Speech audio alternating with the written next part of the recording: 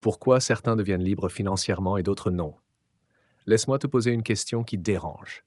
Pourquoi deux personnes avec le même pays, la même époque, parfois le même salaire, finissent avec des vies totalement opposées?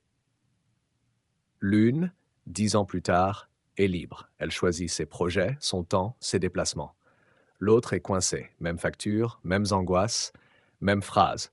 Je n'ai pas le choix. Est-ce que l'une est bénie et l'autre maudite? Est-ce que c'est juste la chance, le bon réseau, le bon timing? Ou est-ce qu'il y a autre chose de plus subtil que personne ne t'a jamais vraiment expliqué? Ce dont on va parler maintenant, c'est de l'élément invisible qui fait toute la différence. L'énergie que tu émets en continu, l'atmosphère intérieure dans laquelle tu vis.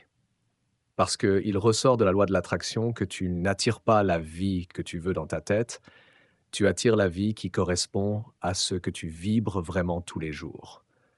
C'est pour ça qu'Esther explique que la vie ne répond pas à ta prière du soir, elle répond à ta vibration de la journée. Et Napoléon le rappelle d'une autre manière.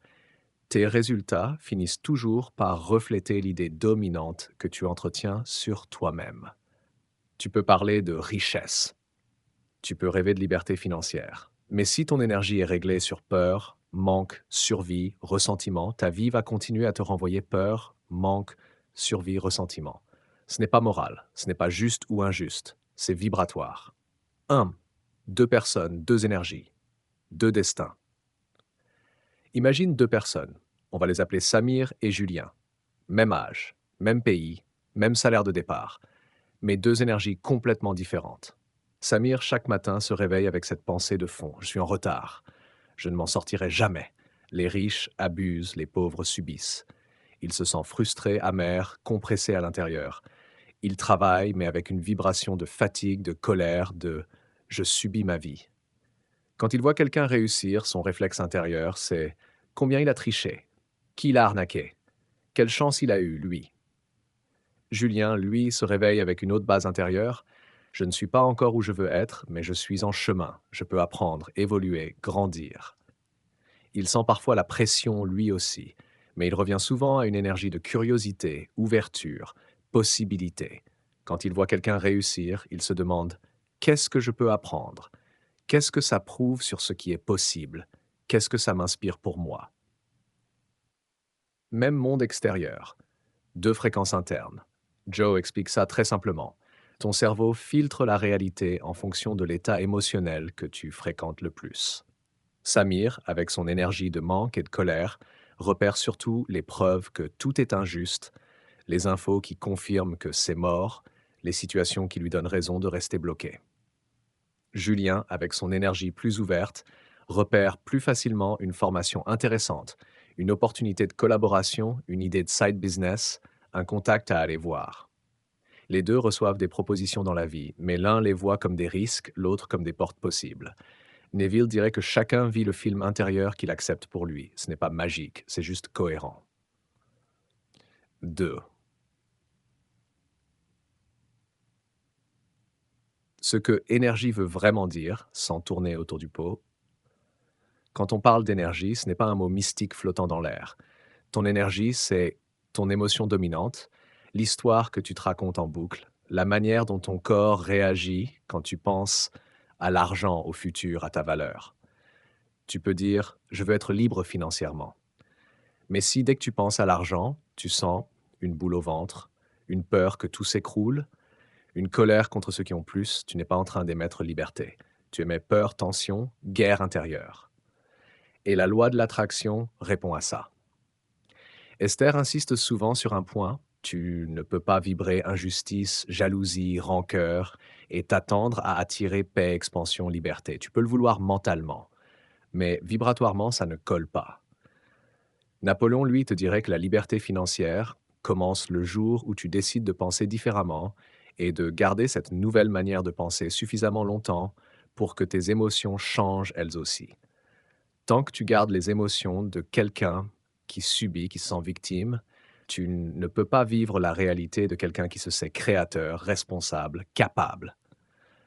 Le point commun de ceux qui deviennent libres financièrement: regarde toutes les histoires de vraie liberté financière. Pas les «je me suis enrichi en un mois». les vraies trajectoires. Tu verras toujours ce point commun. À un moment, la personne a changé l'énergie dans laquelle elle vivait au quotidien. Avant ça, elle était peut-être dans la frustration, la plainte, la peur, le c'est de la faute de. Puis il y a eu un déclic, pas forcément un gros événement spectaculaire. Parfois, juste une phrase, un livre, une crise, une rencontre. Et elle a décidé de passer progressivement d'une énergie de survie à une énergie de construction. De pourquoi ça m'arrive à moi à qu'est-ce que je décide de faire à partir d'ici. De je n'ai pas le choix à je suis peut-être limité aujourd'hui, mais je ne suis plus condamné à rester au même endroit. Joe explique que le moment où tu changes d'état intérieur est souvent plus important que le moment où tu changes de situation extérieure, parce que le premier crée le second. Ce qu'on va faire dans la deuxième partie, c'est justement ça. On va voir comment passer concrètement d'une énergie qui te garde prisonnier à une énergie qui commence à appeler la liberté financière dans ta vie. Pas avec des penses positives et tout va bien, mais avec des ajustements réels dans ta manière de penser, de ressentir, de parler, de te comporter fait face à l'argent. Pour l'instant, retiens une chose. Si tu veux que ta vie ressemble à celle de quelqu'un qui est libre, tu ne peux plus continuer à vibrer comme quelqu'un qui se voit condamné.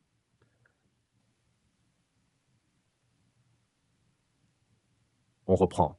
Tu as compris que ce n'est pas juste la stratégie qui décide, mais l'énergie dans laquelle tu vis au quotidien. Maintenant, on va rendre tout ça concret. On va voir comment passer d'une vibration qui te retient à une vibration qui commence à appeler la liberté financière dans ta vie. Pas en claquant des doigts, mais étape par étape. 4. Étape 1. Identifier honnêtement l'énergie dans laquelle tu vis.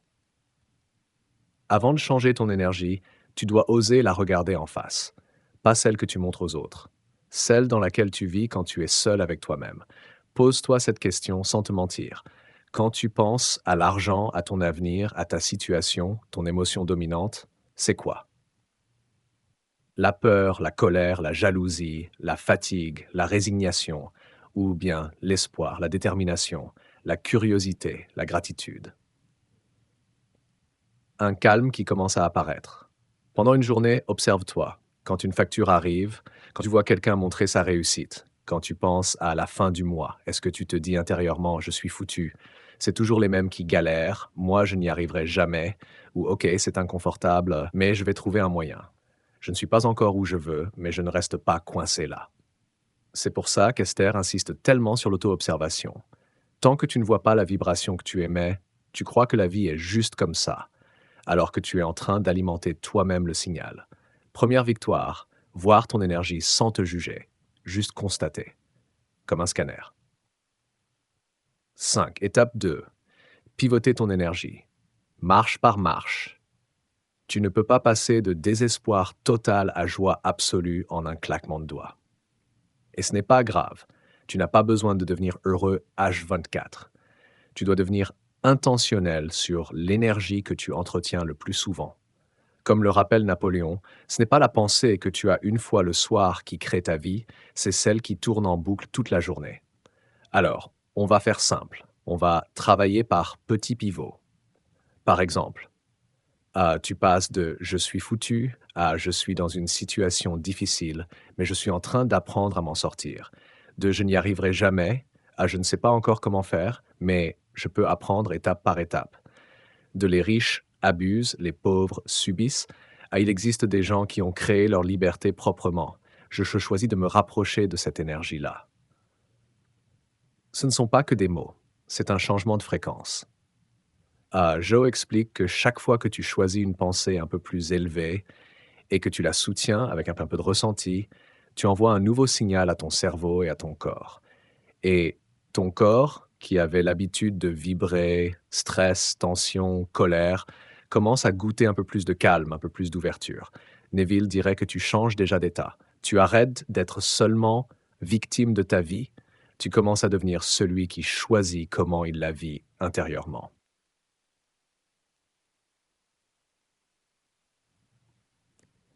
6. Étape 3. Adopter l'énergie des personnes libres avant d'avoir leurs résultats. Il y a un point commun chez toutes les personnes qui ont créé une vraie liberté financière. Bien avant d'être libres dans leur compte, elles ont commencé à être plus libres dans leur énergie. Elles ont choisi, jour après jour, de nourrir davantage la responsabilité, la créativité, la foi active, que la plainte, la comparaison, la haine d'elles-mêmes. Ça ne veut pas dire qu'elles n'ont jamais eu peur, qu'elles n'ont jamais douté. Ça veut dire que quand la peur montait, elles ne la laissaient pas dicter toute leur manière d'être. Alors maintenant, pose-toi une question simple. Si tu étais déjà en route claire vers ta liberté financière, tu émettrais quoi comme énergie? Tu te tiendrais comment? Tu parlerais comment de l'argent? Tu réagirais comment face aux factures, aux imprévus, aux défis? Tu serais peut-être encore sérieux, concentré, mais tu aurais plus de calme, plus de confiance, plus de foi en ta capacité à rebondir, moins de honte, moins de haine de toi. Ce qu'on va te proposer, ce n'est pas de jouer un rôle, c'est de t'habituer à cette énergie-là un peu plus chaque jour, même avant que les résultats soient là. Esther explique que c'est justement en adoptant à l'avance la vibration de la vie que tu veux que cette vie finit par se présenter à toi. Tu veux être libre? Commence à vibrer comme quelqu'un qui construit sa liberté, pas comme quelqu'un qui a déjà abandonné. Concrètement, tu peux arrêter de dire je suis pauvre et remplacer par je suis en reconstruction financière.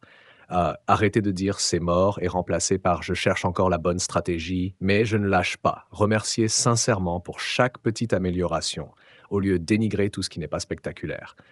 Ces micro-changements d'attitude sont des macro-changements d'énergie.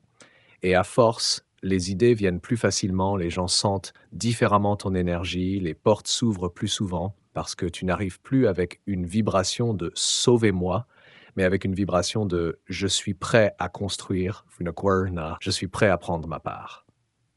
C'est là que le chemin vers la liberté financière arrête d'être un fantasme lointain et devient une trajectoire réelle. Si tu veux continuer à transformer ton énergie, à comprendre comment aligner ton mindset, tes émotions et tes actions avec la liberté que tu dis vouloir, abonne-toi, reste connecté à ce type de contenu. Et surtout, commence dès aujourd'hui par un choix simple. Sur la prochaine situation difficile, tu ne réagis plus avec l'ancienne version de toi. Tu choisis la réponse de la version de toi qui se dirige vers la liberté.